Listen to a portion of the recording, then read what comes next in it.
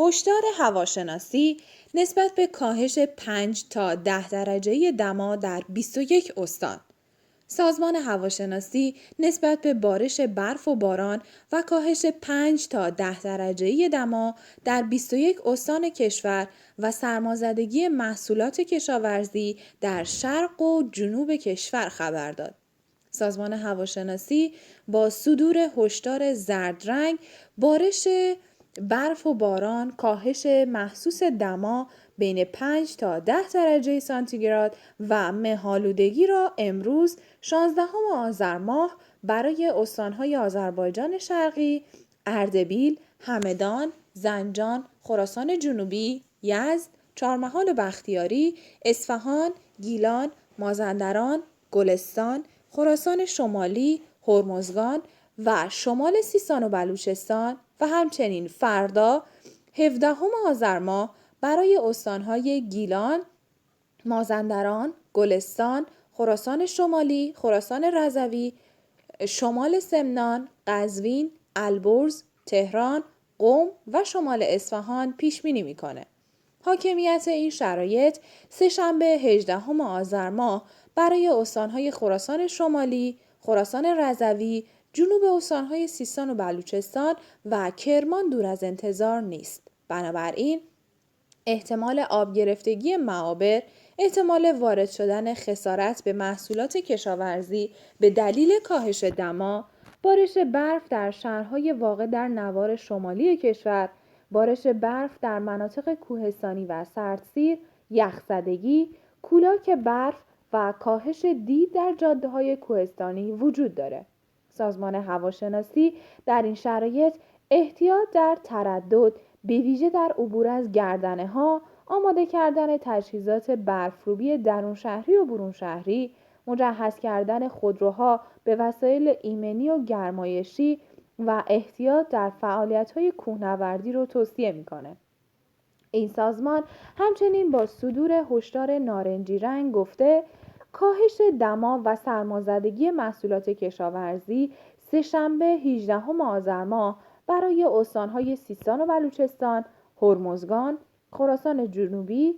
کرمان و یزد و چهارشنبه 19 آذر ماه برای استان سیستان و بلوچستان پیش بینی میشه. در این شرایط سازمان هواشناسی برای صاحبان مزارع و باغات تسریع در انتقال محصولات برداشت شده به مکانهای دارای سقف، مخصوصاً ذرت و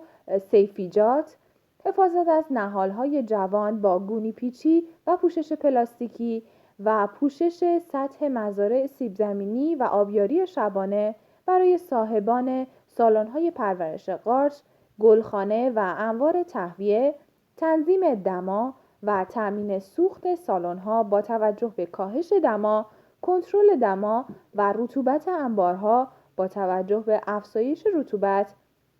جهت جلوگیری از خسارت بیماری‌های قارچی و برای سالن‌های مرغداری و دامداری تهویه، تنظیم دما و تأمین سوخت سالن‌ها با توجه به کاهش دما و تهیه خوراک پر انرژی برای دام‌ها با توجه به کاهش دما رو توصیه می‌کنه.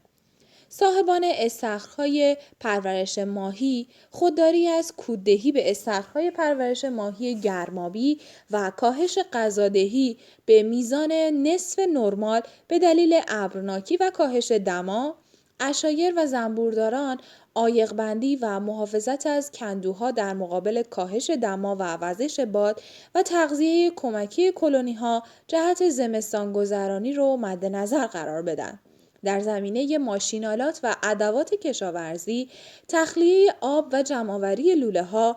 اتصالات و تجهیزات، سیستم آبیاری تحت فشار، استفاده از ضد یخ در رادیاتور ماشینالات کشاورزی و محافظت از ادوات کشاورزی با توجه به روند کاهشی دما باید مورد توجه قرار بگیره.